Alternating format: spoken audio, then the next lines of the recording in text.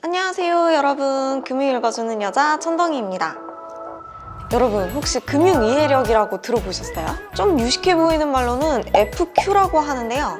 아니 최근에 금융 관련된 서적을 제가 몇 권을 읽었더니 왜 책에 보면 이제 첫 번째 부분에 머릿말이라고 해서 글을 쓰신 분들이 이제 작가님들이 이 책을 쓰게 된 이유에 대해서도 말씀을 하시고 어떤 분들이 읽으셨으면 좋겠는지 이런 거나 이 책을 조금 더 잘 이해하기 위해서 이제 배경 지식 같은 것도 말씀을 해주시기도 하는데, 요즘 나온 책들에서 공통적으로 많이 적혀 있는 게 우리나라 국민들이 금융 이해력 점수가 OECD 평균보다 낮다는 거예요.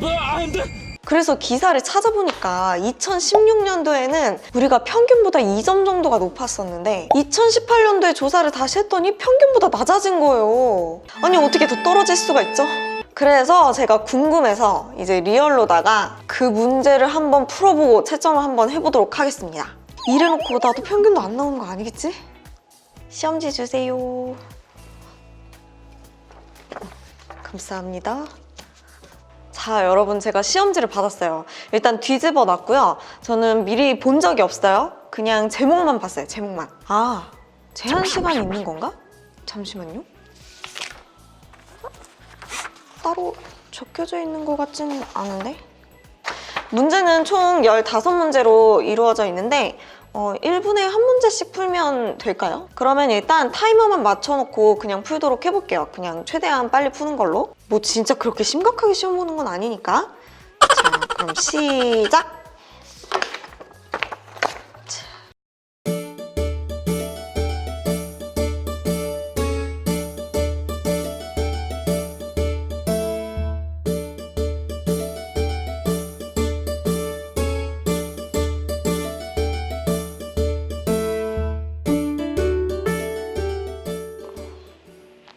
이게 제가 지금 다 풀었는데요. 얼마나 걸렸지? 11분 걸렸습니다. 11분. 15문제 푸는데 11분이 걸렸고요. 왜냐면 이게 파트가 나눠져 있어요. 금융 지식 파트, 그리고 금융 행위에 대한 파트, 그 다음에 금융 태도에 대한 파트, 이렇게 나뉘어져 있는데, 그러니까 금융 지식에 관련돼서는 그렇게 문제가 많지가 않아요. 그러다 보니까 조금 빨리 푼 것 같아요. 나머지는 이제 내가 돈 관리를 평소에 어떻게 하고 있는지, 그리고 이제 돈에 대해서 어떻게 생각을 하고 있는지, 이런 태도에 대한 문제들이 대부분이어가지고 좀 빨리 풀었던 것 같아요. 근데 이게 정답이 있는지는 모르겠는데 이거를 제가 점수를 계산을 할 수 있을까요? 저는 금융 이해력 조사라 그래가지고 약간 금융 상식이나 뭐 지식 이런 문제가 많을 줄 알았는데 5문제밖에 없어요. 제가 혼자 채점하는 건 좀 어렵고 지금 한번 전화를 해보도록 하겠습니다. 아, 네, 안녕하세요. 다른 게 아니고요. 그 전국민 금융 이해력 조사 제가 인터넷에 나와 있어서 문제를 풀어봤는데 이거를 혹시 채점을 할 수 있을까 해서 연락을 드렸거든요.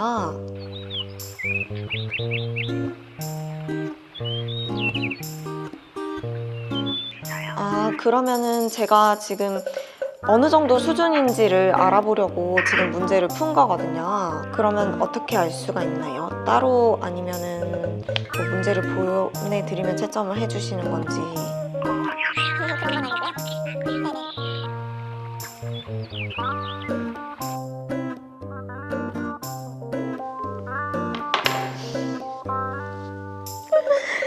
망했다. 여러분, 제 의도는 이 전국민 금융 이해력 조사를 보고 실제 같이 문제를 풀어보고 제 수준이 얼마나 되는지 확인 한번 해보고 이제 여러분들도 어느 정도 수준이 되는지를 같이 확인을 해보려고 이렇게 준비를 했는데 쉽지가 않네요. 한마디로 제가 이 문제를 미리 안 봤다는 얘기죠, 진짜로. 아니, 일부러 문제를 안 본 건데 이런 사태가 있을 줄은 저도 예상을 못했어요.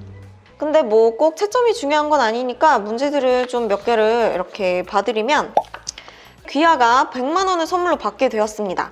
그런데 이 돈을 1년 후에 받게 되고 물가 상승률은 3%를 유지를 한다고 가정할 경우에 이제 귀하가 1년 후에 받을 돈으로 살 수 있는 물건의 양은 지금 돈을 받아서 살 경우에 비하여 어떻겠습니까? 라고 되어 있고요. 그러니까 내가 100만 원을 선물로 받게 됐는데 이거를 1년 후에 받을 거래요, 선물을. 그런데 이제 물가 상승률이 3%라고 하니까 어쨌든 작년에 100만 원이랑 올해 100만 원이랑은 가치가 달라진 겁니다. 물가가 3%가 올랐으면 내 돈도 3%가 올라야지, 그래야지 가치가 똑같아지는 건데, 그래서 우리는 이자를 받게 되는 거예요. 요즘에는 또 많이 저금리여서 은행에서 이자를 받고는 있지만 물가 상승률을 못 따라간다는 말도 있죠. 그리고 다음, 수수료와 세금이 없으면서 연 2%의 이자를 보장하는 1년 만기 정기예금에 100만 원을 입금한 후 추가적인 입출금이 없었다면 1년 뒤 돈 계좌에는 얼마의 돈이 남아있겠습니까? 수수료와 세금이 없다는 조건이에요. 그러니까 연 2%의 이자를 그대로 받으면 되는 건데, 이제 100만 원을 입금한 후에 1년 뒤에, 그러면 2% 붙었으니까 당연히 102만 원이겠죠? 이제 문제 4번. 그러면 이어지는 문제예요.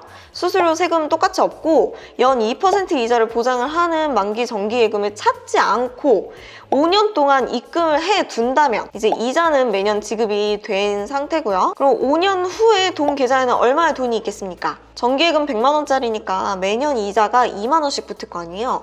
그러면 5년 동안이라면 110만 원이겠죠. 근데 보세요. 110만 원인데 이자가 매년 이미 지급이 됐대요. 그러면 1년 뒤에는 100만 원에 대한 이자가 붙는 게 아니라 102만 원에 대한 이자가 붙겠죠. 그런 식으로 쭉쭉 이렇게 붙어 나가는 것을 우리는 복리라고 얘기를 합니다. 이게 복리 계산이 되는 거니까 결국에는 1번 정답이죠. 110만 원을 좀 넘어가는 금액을 받게 됩니다.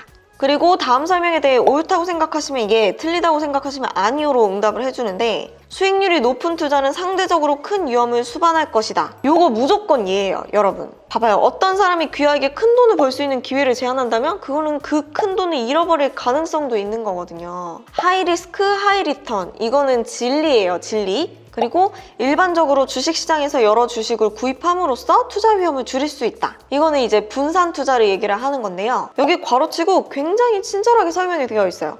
돈을 여러 곳에 투자를 하면 돈을 전부 잃어버릴 가능성이 낮아진다. 내가 10군데 투자했는데 그중에 한 5군데가 망했어요. 그럼 그 5군데에 대해서는 돈을 다 잃을 수 있지만 나머지 5군데는 살아남아 있잖아요. 그리고 이 나머지 5군데에서 수익이 굉장히 더 많이 날 수도 있는 것이고, 그래서 이것은 예라고 대답을 하시면 되겠습니다. 나머지들은 이제 태도에 관한 문제들이 대부분이에요. 평소 개인 예산에 관한 의사결정을 하십니까?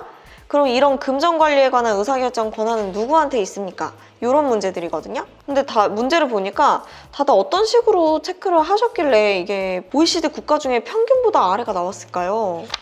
좀 궁금한데 말이죠. 어쨌든 사태가 심각하다는 거. 경제가 그렇게 호황이거나 좋은 것도 아닌데 우리나라가 전 세계 평균보다 이하라고 하니까 좀 많이 속상하기는 해요. 아무튼 제가 하고 싶은 이야기는 이런 거예요. 우리나라는 아직까지 금융 관련해서는 이제 일회성 강좌에 그치는 경우가 좀 많은 것 같아요. 대부분인 것 같아요. 저 또한 여태 살면서 금융 교육이라고 해가지고 따로 받은 적이 한 번도 없거든요. 학생 때야 무조건 돈을 그냥 아껴 쓰면 되는 거고, 이제 사고 싶은 게 있으면 알바를 하면 되는 것이고, 근데 이제 진짜 월급이 생기게 되니까 현타가 오더라고요. 나는 회사만 들어가면 이제 옆에 계시는 차장님들처럼 집도 사고 결혼도 하고 애도 다 키울 수 있을 줄 알았는데, 집은 무슨 결혼할 자금만 모아도 쫄쫄 굶게 생긴 거죠. 그나마 이제 저는 회사를 들어가니까 고객들을 위한 금융 교육을 받기도 하고, 은행에 오시는 자산가분들이랑 얘기를 좀 많이 하다 보니까 20대 중반에 이게 얼마나 중요한 건지를 그나마 좀 일찍 깨우친 편인 것 같아요. 근데 그 다음에 퇴사를 하고 나서 사업을 하면서 또 한 방 맞는 거예요. 아니, 세금이 아주 난리야 진짜. 뭐 하나 절차 없이는 아무것도 되는 것이 없고요. 아무것도 모르고 있다가 옆 사람한테 당하고, 건물주한테 당하고, 직원한테 당하고. 이제 지나고 보니까 모든 일상이 다 돈이랑 연결이 되어 있는 건데, 이렇게 부딪히면서 당하면서 배우게 되더라고요. 뭐 그런 게 다 어른이 되는 과정이기도 하겠죠. 그래도 나름 많지 않은 나이에 현실을 직시한 덕분에 다양한 방법으로 계속 배워보고 이제 공부도 해나가고 있어요, 지금도. 그리고 돈 때문에 내 인생 방해받지 않으려고 잘 벌고 열심히 모으고 또 즐겁게 써가면서 이제 성장을 하고 있는 중인데, 뭐지? 갑자기 왜 내 소개를 하고 있네? 아무튼 금융 지식도 중요하고요. 돈을 대하는 마음가짐, 이 자세도 굉장히 중요한 것 같아요. 제가 가진 노하우나 이제 공부한 내용들은 제가 계속해서 공유를 해드릴 예정이니까요. 이 FQ를 높이는데 제 채널이 도움이 되기를 바라며 이번 영상을 마치도록 하겠습니다. 오늘도 내일도 항상 좋은 하루 되시길 바라겠고요. 저는 인사드리도록 할게요. 안녕히 계세요. 감사합니다.